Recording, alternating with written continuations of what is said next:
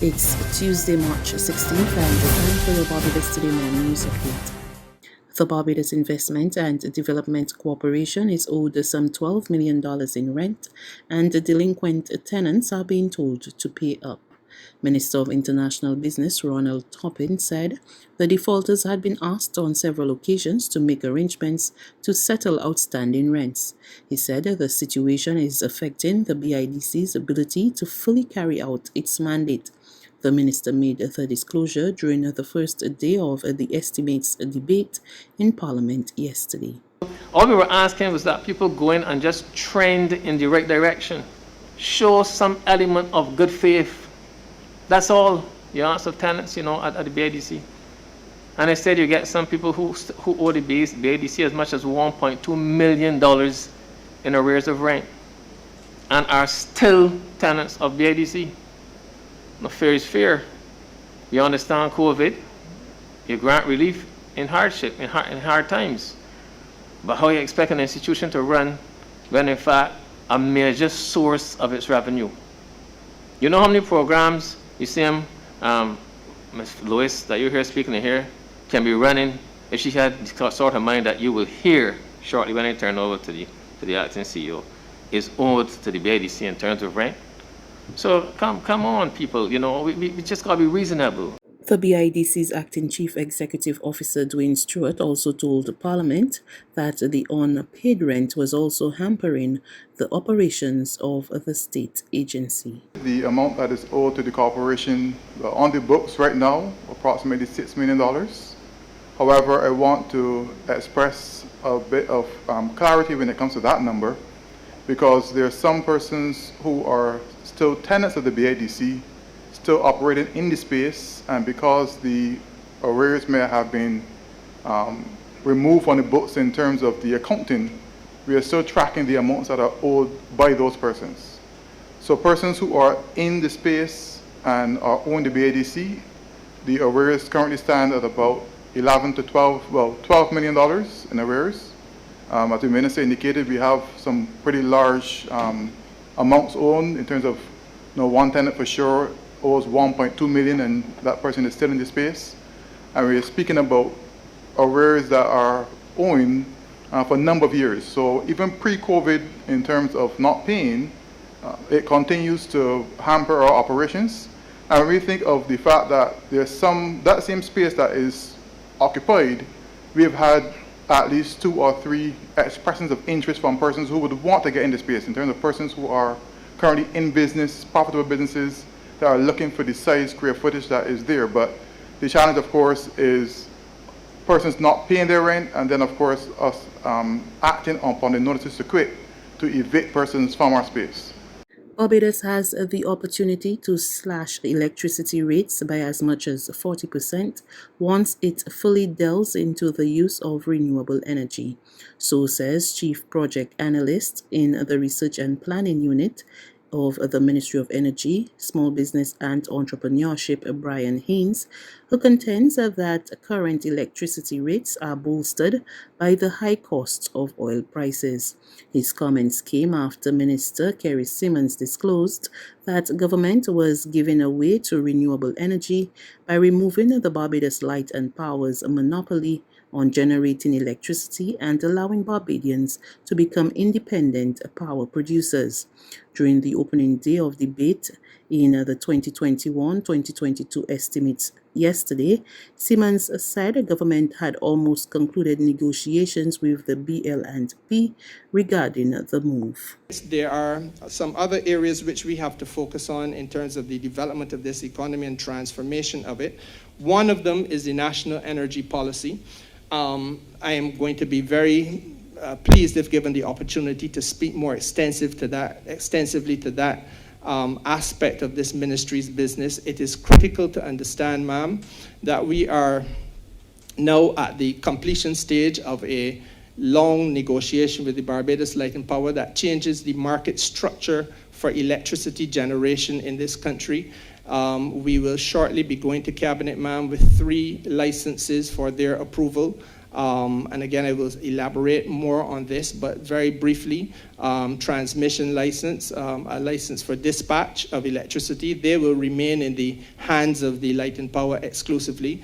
But competition in the sector for the first time will come about as a result of generation of electricity and storage. It therefore allows every Barbadian potentially to be an independent power producer and to store power electricity and to sell it into the grid. The Light and Power will be in this market structure what is called a single buyer or a monopsony, and they will buy and dispatch it across the grid. Meantime, Haynes explained that electricity prices were based on the fluctuation of oil prices, admitting that prices go up quickly but take a long time to go downward.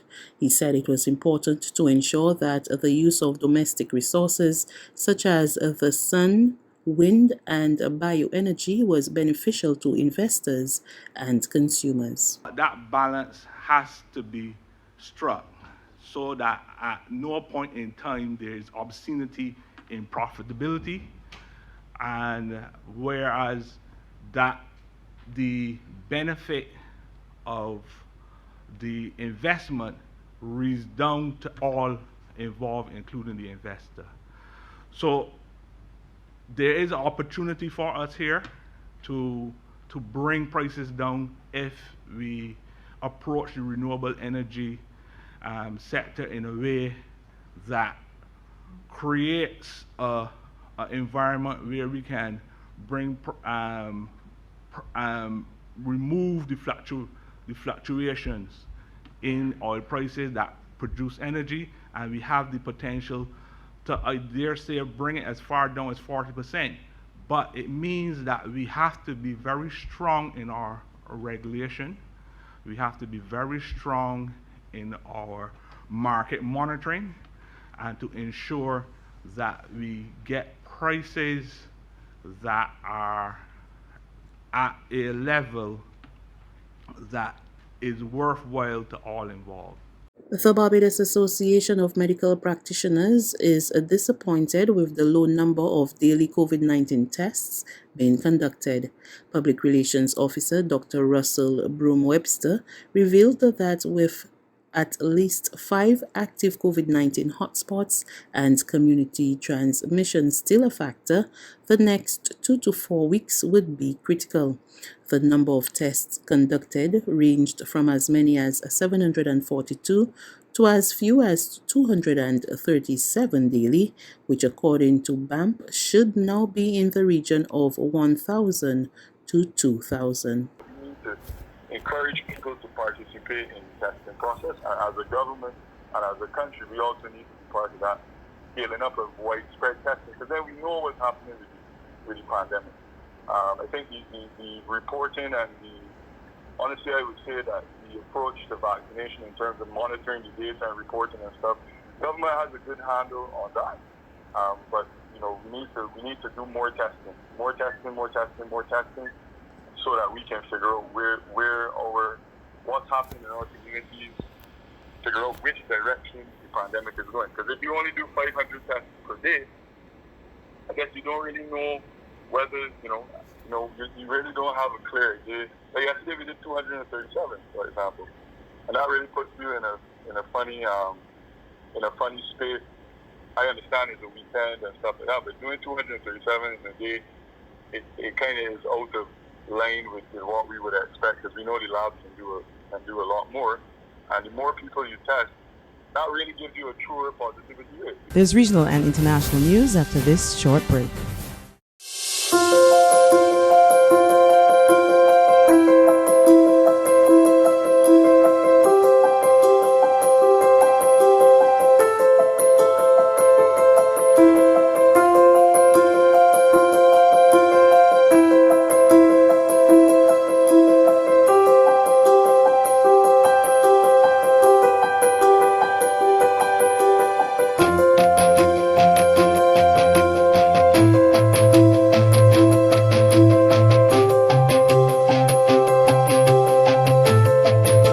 Barbados Today, news you can trust.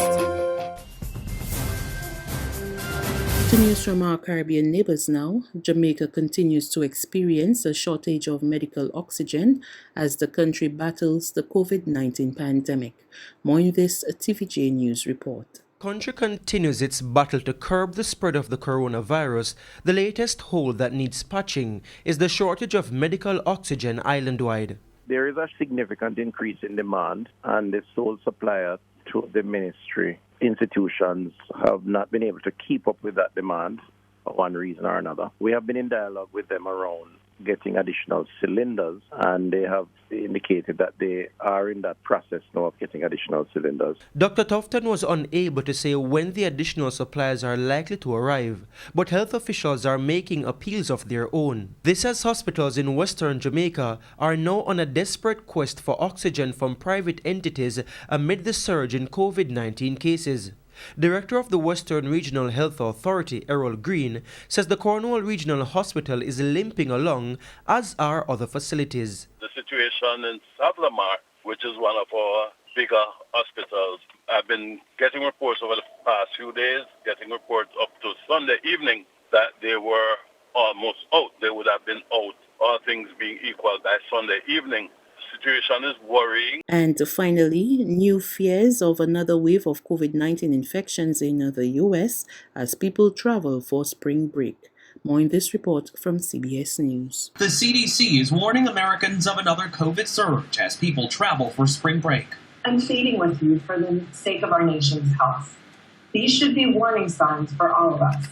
Cases climbed last spring, they climbed again in the summer. They will climb now if we stop taking precautions. More than 1 million travelers passed through the nation's airports on Friday, the highest number since the pandemic began. They're heading south and crowding the coast, including rowdy groups in Miami Beach. We're really swimming upstream when it comes to trying to get people to follow safety practices. That's a concern, especially given that the variant's here in South Florida. Yes, and that's the frightening thing. We don't want to become a super spreader. Florida has the most known cases of the highly contagious variants nationwide. My biggest concern is that the variants overwhelm our current efforts. So let's be real about what's going on. No spring break for Duke University students. More than 6,000 are locked down on campus after fraternity parties fueled a COVID spread. The university told students, if this feels serious, it's because it is. That's news. But for the very latest, visit us at www.barbadostoday.bb. You can also subscribe to our e-paper, email updates, or like us on Facebook, and sign up for our breaking news alerts via WhatsApp. We're also on Izumi Media in bus terminals, as well as screenplay at supermarkets and gas stations near you. And you can also hear us on Mix 96.9 FM and Capital Media HD 99.3 FM.